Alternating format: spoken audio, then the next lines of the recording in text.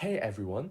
Today I'm sharing the advice I've gathered from teachers and over 10 offer holders this year for physics and engineering applications to Oxford, Cambridge and Imperial.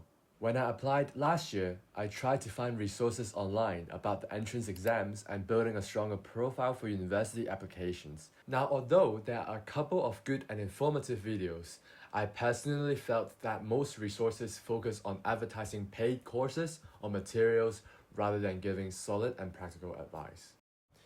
They would tell me the dates and the contents of the entrance exam, along with vague suggestions like check the syllabus, practice past papers, or sign up for the PAT course. But they rarely explained how or what is the best way to practice the already limited number of past papers. I've worked hard to make sure that this video is the one I wish I had seen last year. I've asked as many successful applicants as I could to make sure the advice here is as detailed and first-hand as possible. I truly hope you find it helpful. And for any successful applicants watching this video, if you have any advice or opinions, please share them in the comments below so we can help as many people as possible.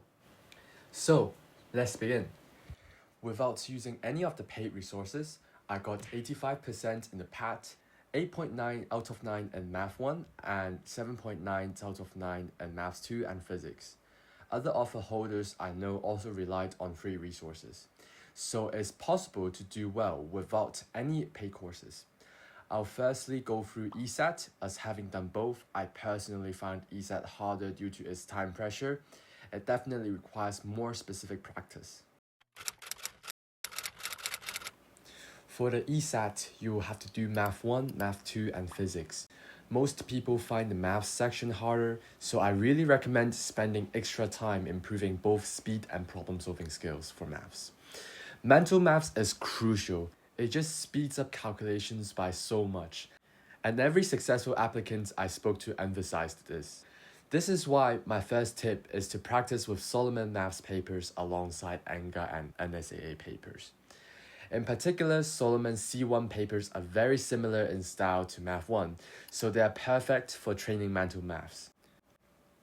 For the first few papers, try doing them with only mental maths, writing as little as possible instead of rushing through them.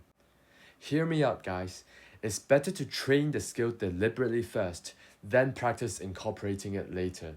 This forces you to train your memory, mental algebraic manipulation, and numeric arithmetic, which are crucial to improving your speed.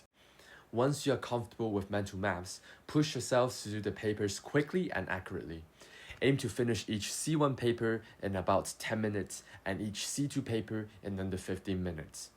After finishing each paper, always check your workings manually first before looking at the solutions. This is very good practice. Solomon papers are especially helpful for practicing quadratic equations, surds, algebraic manipulation, sequences, ratios, areas, and straight line equations. For geometry and probability, I recommend supplementing with other resources. Use IMC geometry questions and MATAS probability questions. And for training mental maths in numerical arithmetic, I strongly recommend using online mental maths trainers. I usually used it as a warm-up as it speeds up my calculation by so much as well. The division practice in particular helps a lot with ratio problems. I've attached the link below. To practice problem-solving skills for Maths 2, the most relevant past papers are the post-2020 ENGAA Section 2s. However, this year, we all found that the last 15 questions in Maths 2 were way harder than any of the ENGAA math questions. That's why doing TMUA Paper 1 is almost essential. It has the most similar style of questions to Maths 2, which tests you to use your A-level knowledge creatively. To give you an idea, see the question below.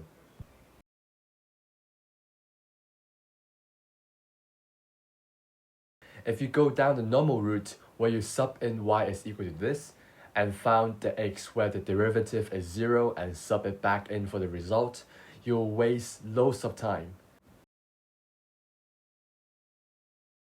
But if you spot a clever shortcut and let x is equal to sine t and y is equal to cosine t, you can solve it in seconds. Remember, Every question should have a method that takes less than about 1.5 minutes. If your approach looks like it will take ages, stop and rethink. Only commit to a long solution if you really have to. In practice, aim to finish each TMUA paper 1, ideally in under 45 minutes. After each paper, check your workings manually first before looking at the solutions. Don't be disheartened if you cannot finish the paper within time limits at first. That is normal. And you should also bear in mind that as the year progresses, the TMUA paper gets harder. And before you ask, yes, the trapezium rule is tested in Math 2, so the trapezium rule questions in the TMUA are great practice and definitely shouldn't be skipped. If you have extra time, you can also try MAT multiple choice questions. They are helpful, but the style is less similar to Math 2 than TMUA. My third piece of advice is to aim to finish each question in about 1 minute, rather than the 1.5 minutes you would get on average in past papers. After taking the ESAT this year, almost everyone felt that it was much more time pressure compared to the past papers. Although on paper it's still 1.5 minutes per question like before, the maths papers are noticeably harder now. They take longer to spot the right approach and often involves more steps. On top of that, the duration per section increased from 30 minutes in post-2020 ENGAA and NSAA to 40 minutes for 27 questions. So we naturally slow down as we get more tired. By following this pacing strategy and training myself to finish questions in under a minute during practice, I just barely managed to complete Math 1 in the actual exam before the time ran out. But because I was used to the faster pace, I was able to attempt every tricky questions and ended up scoring 8.9 in Math 1. Several high scorers I know also use this method. Of course, do this in past papers only, not in the actual ESAT, as A, you will need to be very careful to not fall into the traps, and B, that will be impossible. To practice, shorten the time limit when you do past papers. For the pre-2020 papers, give yourself 18 to 20 minutes instead of 26 per section. For the post-2020 papers, give yourself 20 to 25 minutes instead of 30 per section. In addition, set separate alarms for each section instead of one long alarm. For example, if you are doing NSAA 2017, set an 18 minutes alarm first for Math 1. As soon as it ends, move straight into Physics 2017 with a new 18-minute timer. Then another 18 minutes for Math 2. This way, you won't borrow extra time from one section to use in another, which isn't allowed in the actual ESAT. A further tip for Maths 2 is that learning when to skip question is absolutely crucial. This is not a skill issue on being too slow, but the way to make the most effective use of your time. From both my own experience and that of several offer holders, it's clear that it's better to get questions right than to attempt every single one. For example, I personally skipped 5 questions and still scored 7.9, while some of my friends scored lower even though they tried to do everything. Some questions can take ages to solve, yet they are worth the same number of marks as the quicker ones. In Maths 2, there will be questions that feel familiar from past papers, and others that demand a completely new approach. My recommendation is to secure all the easy marks first, before spending time on the harder ones. If you waste too much time on a single difficult problem, you risk missing out on several quicker marks elsewhere. And don't assume the questions are ordered by difficulty. That said, the first 10 to 15 questions at the beginning do tend to be easier, so don't get complacent or slow down there. Here's the approach I suggest. When you see a question, ask yourself whether you can figure out the method within 30 seconds. If not, skip it and move on. Work through the 40 questions this way, picking up the quick marks first. Then once you have gone through the whole paper, come back to the ones you have skipped. Obviously, have a serious think about the question first, instead of skipping as you feel any doubt or resistance. It's completely normal to feel some resistance on most Math 2 problems since the paper can be difficult. In addition to Solomon papers and the TMUA, There are other resources that you can use as well.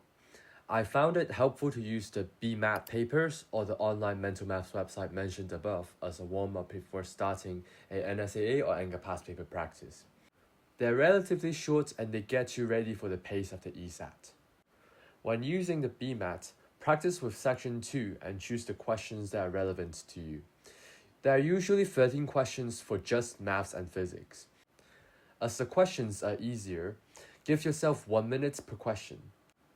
ECAA papers, in particular section 1 part B, are helpful for maths 2 as well. Give yourself less than 1.5 minutes per question instead of its original 2.7 minutes per question.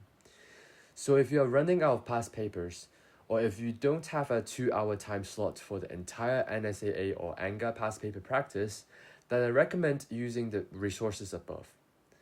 And when you run out of past papers, it's a good thing to redo them again. But space them out so you don't remember exactly how to do each question. And when you redo each past paper, try to give yourself a shorter time limit as well. Another small thing is that if you're using PMT to find papers, you wouldn't be able to find ENGAA or NSAA 2023. But if you are using the UAT UK official website, you wouldn't be able to find the section 2s for all the years. So use both resources.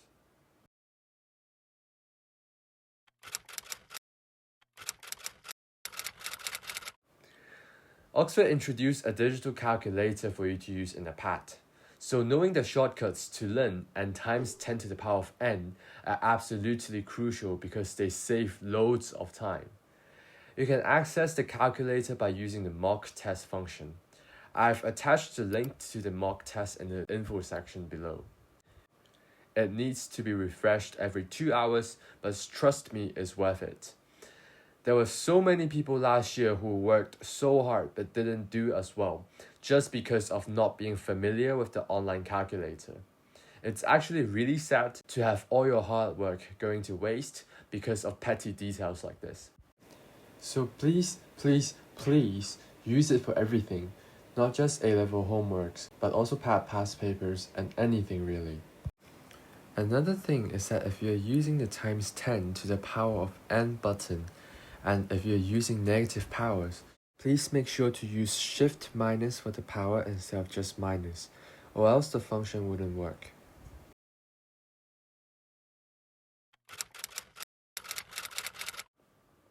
This may sound ridiculous, but I also think that it's a must to practice with NSAA and ENGAA past papers. Because of the change in format of the test, so many people reflected that they ran out of time last year.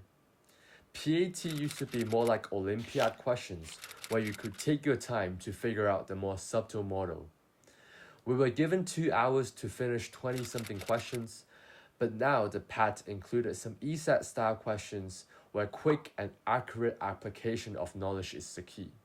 So I recommend going through the test in ESAT pace first, securing all the easy marks before going back to the more thinking styled questions. You may argue that using ESAT pacing will be an overkill because 2 hours allow for 3 minutes per question instead of the 1.5 minutes in ESAT.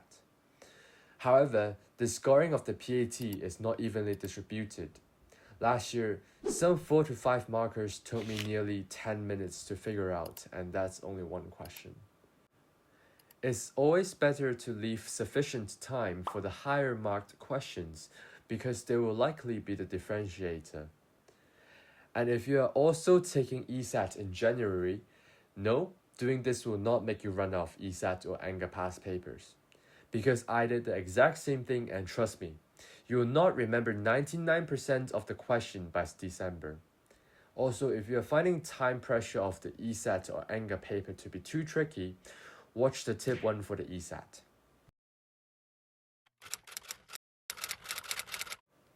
My third tip follows on from the last one. If you do the PAT using ESAT pacing, it's likely that you'll go back to check or attempt some of the questions that you left blank. So remember to use the flag function. Write neatly and in order. Number the questions in the booklet. This sounds obvious, but when you're nervous, you'll be writing wherever an empty space appears in the booklet, without knowing that you might have skipped a few pages or have written upside down. I took a few minutes finding the question that I wanted to check as well. The booklet is something like this with laminated pages, so you can buy a few to get used to. Also, if in the end you can't figure out the question in over 15 minutes, especially the ones you have left blank, just guess an answer and check the previous flagged ones. I spent 30 minutes in the end trying to figure out a 4 marker, but I didn't get it and ended up losing 15 marks. But if I were to check my flagged ones and ditch the 4 marks, I might have saved the other 11 marks. Last year, there was this 5 marker question that definitely threw people off. Many people lost marks on it because we are not taught about it before taking the test, and not even throughout the entire A-level course. So it's good to pre-read Year 13 content and above that are easy for them to test you with, even if it's not taught at the time. I think Olympiad questions like the BPhO do a pretty good job at exposing you to new knowledge. Also, to get used to the more thinking-styled question, I would recommend practicing with BPhO Round 1 Section 1 from 2015 onwards if you're comfortable with the PAT past papers. Otherwise, you can use ESAT Physics C2 or potentially C3 questions to help you develop problem-solving skills. So this is obvious. They give you extra resources like the workbook and introduce you to the different user features of the test platform. It is not necessary to attend the problem-solving sessions, but the user feature one is definitely necessary. Also, there are some extra details like learning the moon phases, polar and geostationary orbits, and relative positions of planets and moons. The earlier papers of the PAT tends to be easier, so don't get complacent after doing them.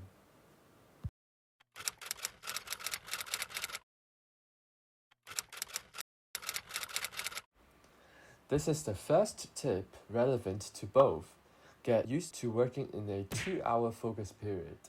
The ESAT and the PAT are not just tests of speed, problem solving, and accuracy, they are also tests of stamina. Last year, the order for the ESAT was Maths 1, Maths 2, and then Physics.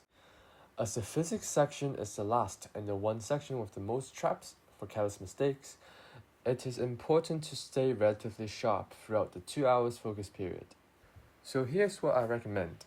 Whenever you practice past papers, set yourself up for a full 2-hour block. For example, pre-2020 NSAA Section 1 with TMUA Paper 1, or post-2020 NSAA Section 1 and post-20 NSAA Section 2 plus ENGAA Section 2, and try to finish that within 30 minutes. Or pre-2020 ENGAA 1 with pre-2020 ENGAA 2 with TMUA Paper 1. I generally don't recommend doing pre-2020 NSAA 2 as they test you on figuring out the model or explaining relevant concepts rather than applying a model quickly and accurately. Now, in the ESAT, you do get breaks between sections, as in you can start the next section whenever you're ready. But in a stressful exam setting, you can't actually rest properly.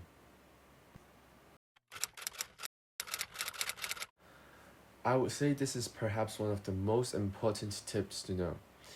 Knowing where and why you've made the mistakes and figuring out how to avoid them is what actually makes you improve. If you're only doing NSAA, ENGAA, or PAT past papers, you mainly build speed and intuition, but not necessarily accuracy. A few of my friends said they weren't improving much even after a lot of practice. Their score stayed stuck around the 60% range for the ESAT. What solved this problem for them was keeping a table to document past mistakes. When I tried it myself, I loved it instantly, because it shows you exactly what to practice next. Is it not knowing the content, like for example using the wrong assumption or model, forgetting to read the full question, mental maths mistake, forgetting the last step, bad time management? Identifying this area allows you to work on them specifically. I recommend doing a table based on the types of mistakes and a table based on content. If you make a lot of mistakes because of the lack of familiarity of using the formulas, I recommend using Isaac Physics to consolidate relevant topics.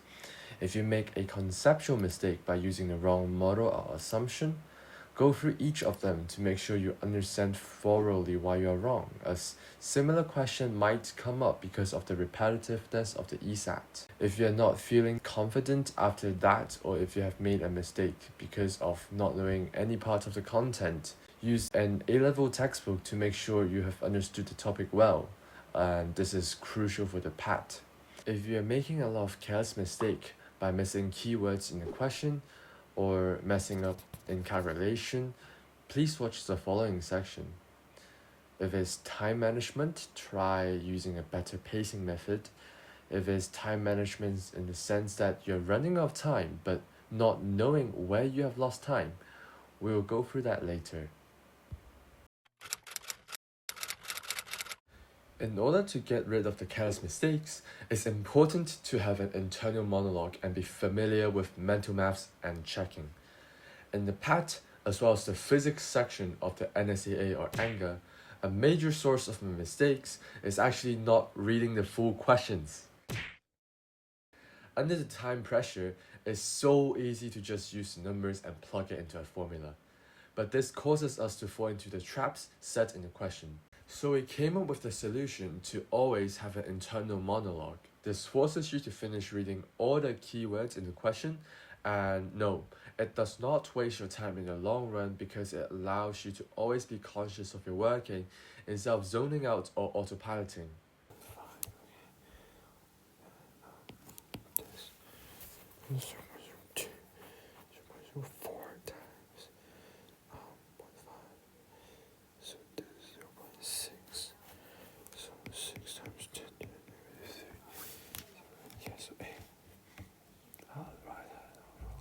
Very quickly towards a solid wall around the right of the shells and use an active shell wall. Square to the original shell. How the amplitude and the frequency is amplitude is lower and the frequency should be higher.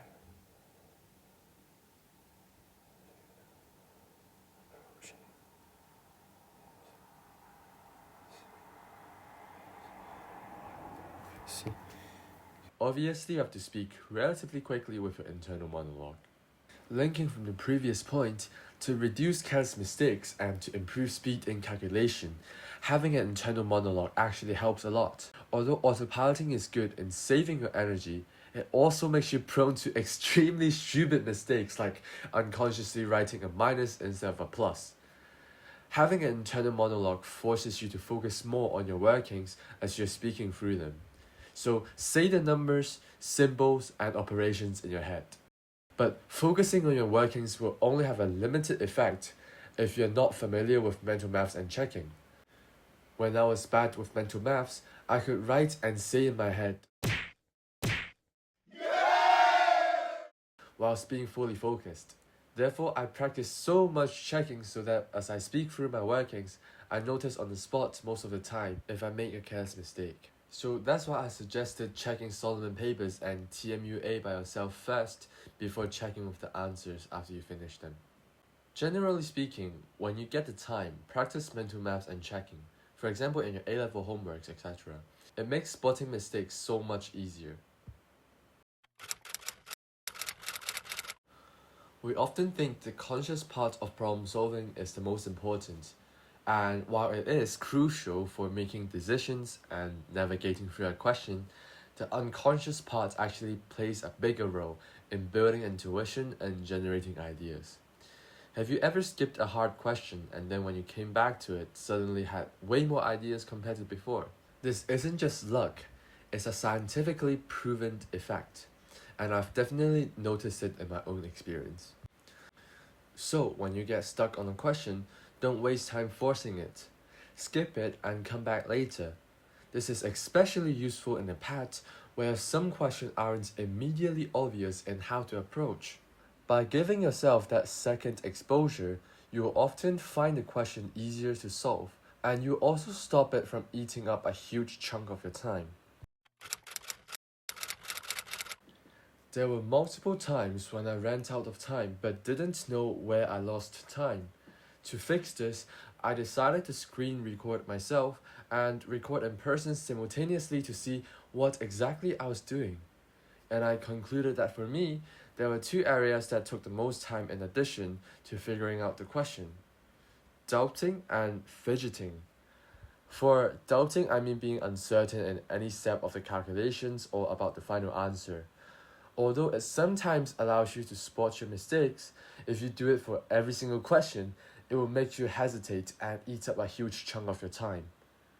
Therefore, it's extremely important to build confidence in your own workings. To do that, do all the good habits that prevent you from autopiloting careless mistakes. Read every single word of the question and have an internal monologue when you are doing the algebras.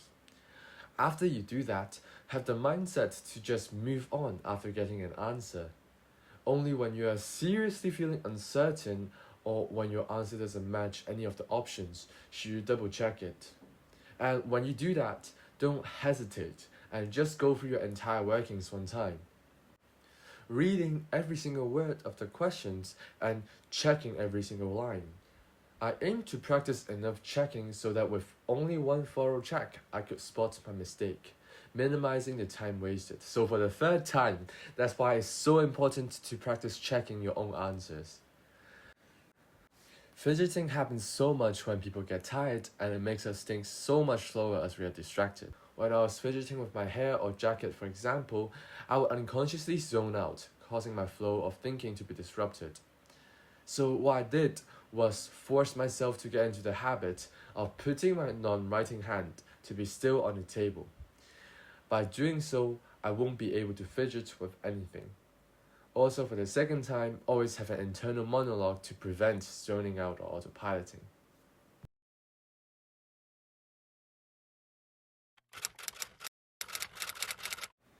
If you want, you can get the pen used in the ESAT and the PAT and practice writing with it.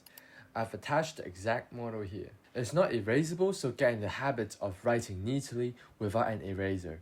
Because if you write messily like I did, you will quickly run out of space in the booklet. And for me, I wasn't allowed to get another one. This also brings me to remind you that before you go in, try to get 2 booklets just in case. And fill up your water bottles so you can have some water in the break between each section in ESAT if allowed to. Check that you have got your passport with you before going to the exam venue, and use the bathroom before entering the exam room. Those are all the tips that we found helpful and have to offer. Thank you very much for making it here. The last thing I want to say is that I encourage you to experiment with the tips above critically and figure out what works for you and what doesn't. Just because they worked for us doesn't mean they'll work for everyone. Consciously track your performance on past papers and notice whether the tips are helping. If not, ask yourself what other actionable steps can you take to improve your scores. The entrance tests are definitely an important part of the admission process. Arguably the most important part apart from the interview. Though because of its repetitive nature, especially for the ESAT, it can feel tedious at times. That said, like anything, it is incredibly rewarding when you notice your improvement after actively working for it. Always remember that the work you put in will make a difference in the end. Although your performance on the day depends on so many other factors, control the controllables is what we all say. I wish you all the best for the ESAT and the PAT. If you found this video helpful, look out for the next videos in the series on personal statements and the interview process. Feel free to leave any questions you have in the comments below. I'll try my best to answer them. I really hope you all smash the test, so let me know if you do, as it will absolutely make my day. Peace.